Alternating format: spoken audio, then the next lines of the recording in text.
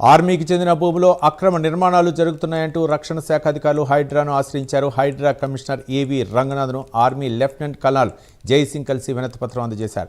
మేడ్చల్ మల్కాజ్గిరి జిల్లా కుత్బుల్లాపూర్ మండలంలోని జీఎల్ఆర్ survey number 507లో ఆర్మీకి చెందిన A1 భూమి ఉందని, అందులో ఆక్రమణలు జరుగుతున్నాయని ఫిర్యాదులో పేర్కొన్నారు.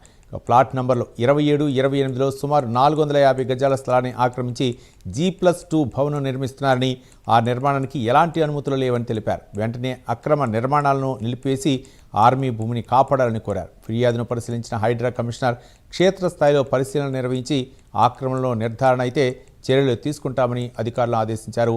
ఇక ఈ సమావేశంలో హైడ్రా ఏసీపీ ఉమామహేశ్వరరావు కూడా పాల్గొన్నారు.